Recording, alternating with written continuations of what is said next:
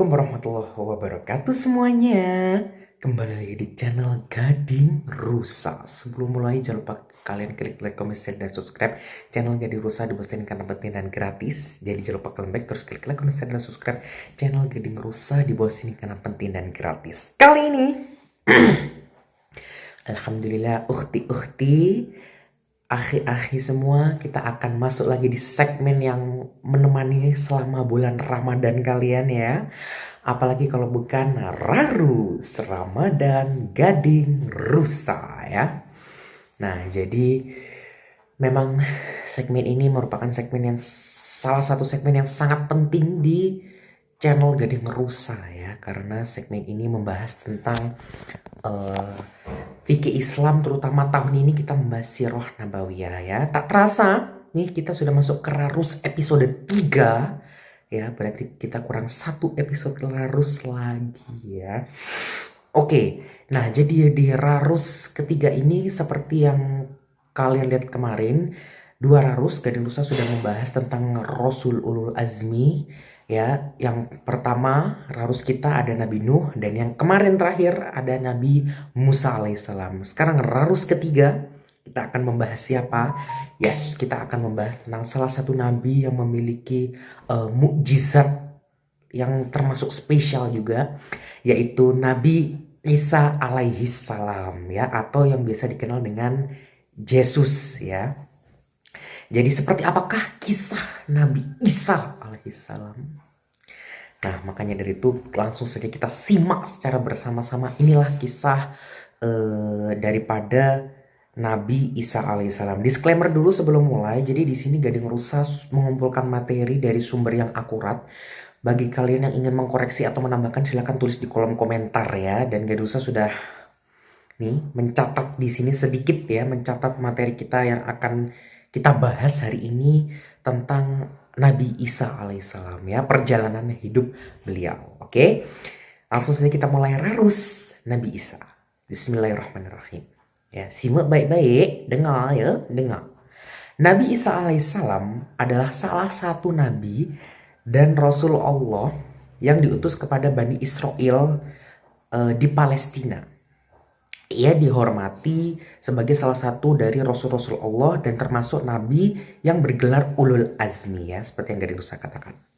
Nabi Isa adalah salah satu nabi dan rasul Allah yang diutus kepada Bani Israel di Palestina ya. Jadi mungkin mirip-mirip kayak Nabi Musa ya kepada Bani Israel, dan bergelar Ulul Azmi ya, nabi yang bergelar Ulul Azmi gitu.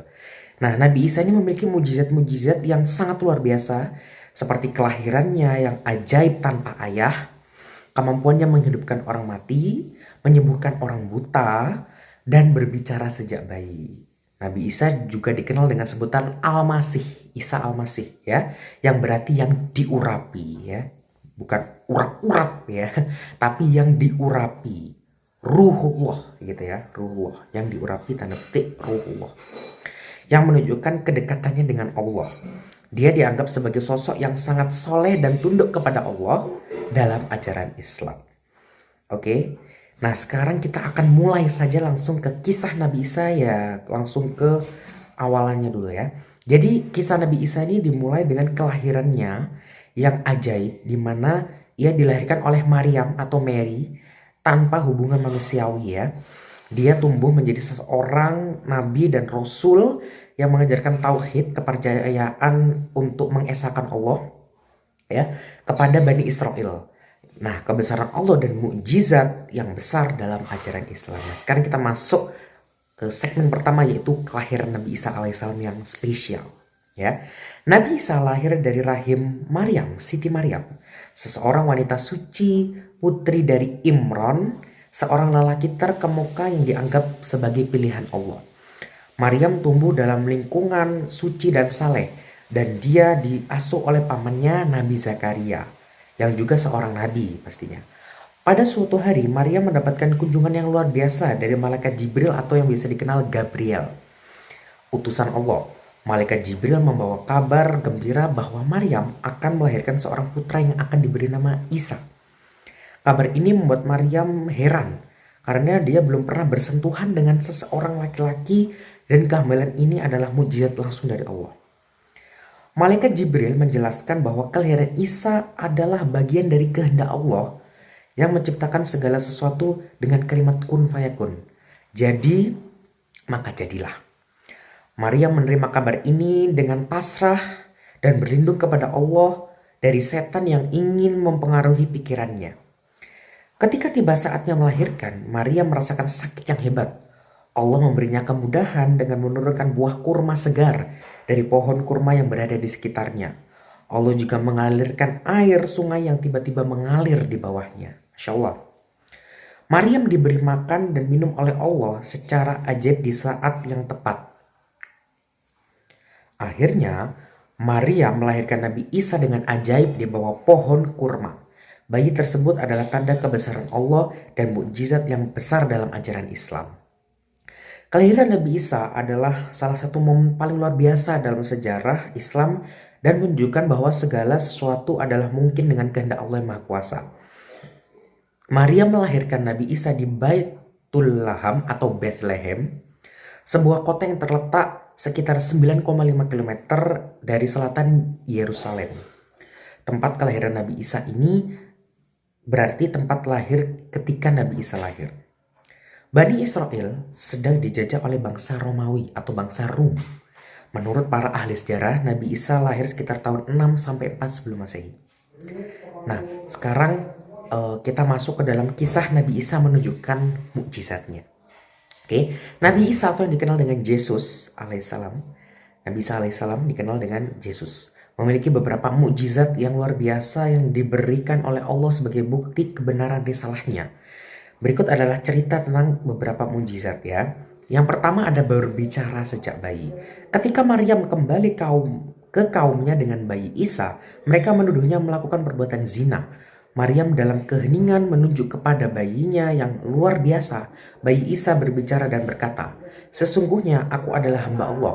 Dia memberiku Alkitab, Injil, dan dia menjadikanku seorang nabi." Mukjizat ini adalah bukti keilahian Isa sejak bayi. Yang kedua adalah menghidupkan orang mati. Salah satu mukjizat penting mengagumkan yang dilakukan oleh Nabi Isa adalah menghidupkan orang mati dengan izin Allah. Kisah yang paling terkenal adalah ketika Isa menghidupkan Lazarus yang sudah meninggal selama 4 hari. Dengan doa dan izin Allah, Isa mengembalikan Lazarus kepada kehidupan, membuat banyak orang menjadi saksi kebesaran Allah. Yang ketiga, menyembuhkan orang buta dan penyakit kulit atau kusta. Nabi Isa juga diberikan kemampuan oleh Allah untuk menyembuhkan orang buta sejak lahir dan orang yang menderita penyakit kulit atau kusta. Dengan menyentuhnya, ia juga bisa menyembuhkan orang sakit lainnya dengan doa dan izin Allah. Mukjizat ini menunjukkan kekuatan dan kemurahan Allah. Yang keempat adalah mengetahui hal-hal gaib. Nabi Isa juga memiliki pengetahuan tentang hal-hal gaib yang diberikan oleh Allah.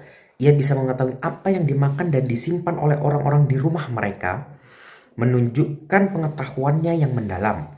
Selain itu, ia juga memiliki pengetahuan tentang peristiwa-peristiwa pada hari kiamat yang mengabarkan keilmuannya sebagai nabi. Nah, mukjizat-mukjizat ini adalah bukti kebenaran risalah Nabi Isa dan kekuatan Allah yang luar biasa. Mereka juga menunjukkan pentingnya keimanan tawakal kepada Allah dan peran Nabi Isa dalam mengajarkan tauhid kepercayaan kepada Allah Maha Esa, kepada Bani Israel. Nah, sekarang itu tadi kita sudah melihat ya sekilas tentang mujizat-mujizat Nabi Isa. Sekarang kita akan masuk ke perjalanan dakwah dari Nabi Isa dan tantangan dari Bani Israel. Nabi Isa diangkat sebagai Nabi dan Rasul Allah pada usia 30 tahun. Tugas utamanya adalah untuk berdakwah kepada Bani Israel yang tinggal di Palestina. Selain itu, ia juga diberi tugas untuk membenarkan kitab Taurat yang telah diturunkan kepada Nabi Musa sebelumnya. Jadi berkesinambungan ya antara Nabi Musa diturunkan Taurat ke Nabi Isa diturunkan Alkitab atau Injil untuk disempurnakan Taurat ini. Selain mengoreksi penyelewengan yang telah terjadi dalam ajaran Taurat, Nabi Isa juga membawa kitab baru yang disebut Injil. Injil berisi petunjuk, cahaya, dan hukum-hukum bagi orang-orang yang bertakwa. Nabi Isa mengajak Bani Israel untuk menyembah Allah semata dan meninggalkan penyembahan terhadap berhala, dosa, serta kesesatan. Ia menyerukan kepatuhan kepada Allah dan mengkritik tindakan para ahli Taurat dan pemimpin agama Bani Israel yang telah merubah dan menyelewengkan ajaran Taurat sesuai dengan kepentingan pribadi mereka. Nabi Isa tidak berdakwah sendirian. Ia memiliki 12 sahabat setia yang disebut Hawariyun, para pembantu. Para sahabat ini adalah orang-orang yang percaya kepada risalah Nabi Isa dan dengan tulus membantunya dalam menyebarkan agama Allah. Meskipun Nabi Isa membawa ajaran yang benar dan mujizat yang menakjubkan, tidak semua Bani Israel mau menerima dakwahnya. Sebagian besar dari mereka menolak dan bahkan memusuhi Nabi Isa. Mereka mencoba untuk membunuhnya karena merasa iri dan benci terhadap mujizat-mujizat yang dia tunjukkan. Mereka juga mempertanyakan kelahirannya yang ajaib tanpa ayah. Dan sebagian dari mereka menganggapnya sebagai anak haram atau bahkan sebagai anak Tuhan. Suatu pemahaman yang bertentangan dengan ajaran tauhid. Perjalanan dakwah Nabi Isa adalah contoh yang mengabarkan tantangan dan perjuangan seorang nabi dalam menyampaikan ajaran tauhid dan kebenaran kepada masyarakat yang kadangkala keras kepala dan terbelenggu oleh kesesatan. Meskipun menghadapi berbagai rintangan dan bahaya, Nabi Isa tetap setia pada tugasnya sebagai Nabi dan Rasul Allah. Ya, itu tadi sedikit kisah proses dakwahnya Nabi Isa menantang Bani Israel. Nah, sekarang kita masuk ke kisah Nabi Isa yang paling fenomenal, yaitu pengangkatan Nabi Isa alaihissalam.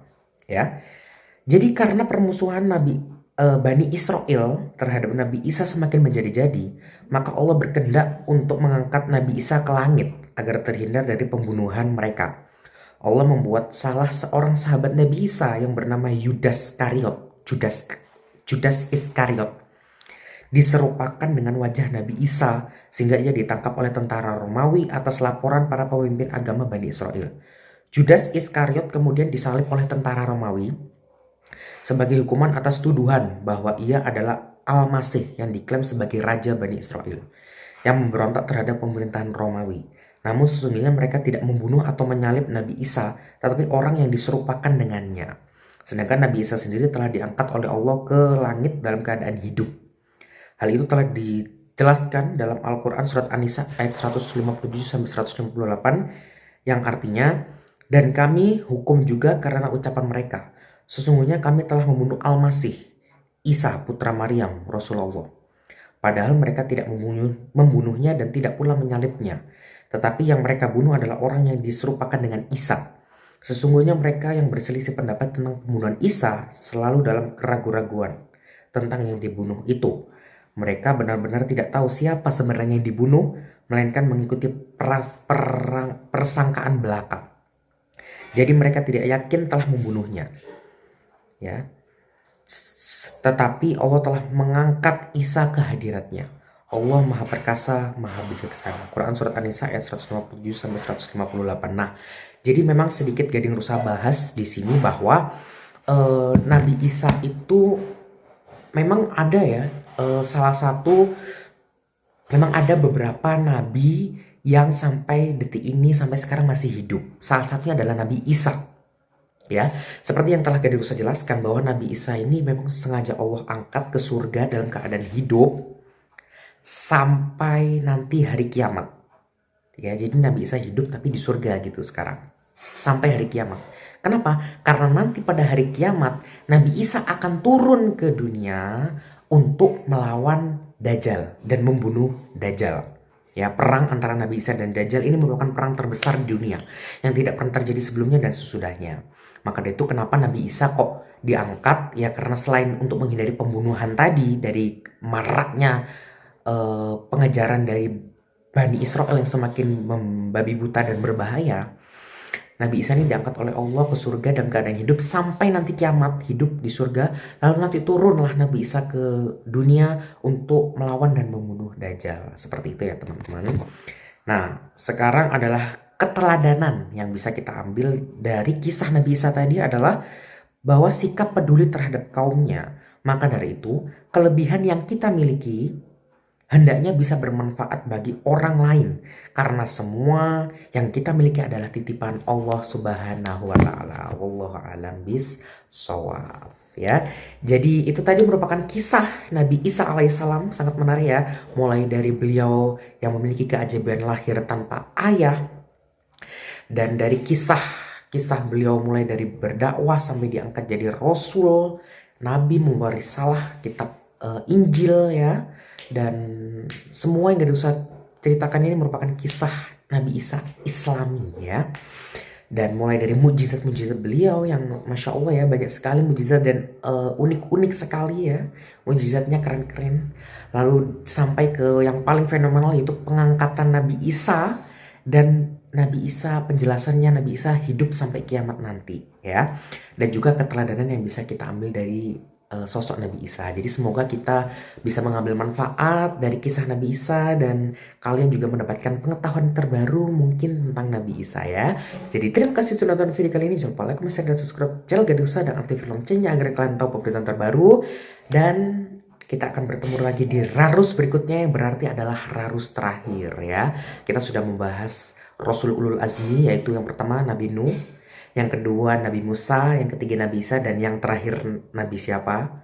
Kalian pasti semua tahu ya. Penasaran? Tonton Rarus berikutnya ya. Jadi terima kasih dan sampai jumpa di Rarus-Rarus berikutnya. Wassalamualaikum warahmatullahi wabarakatuh.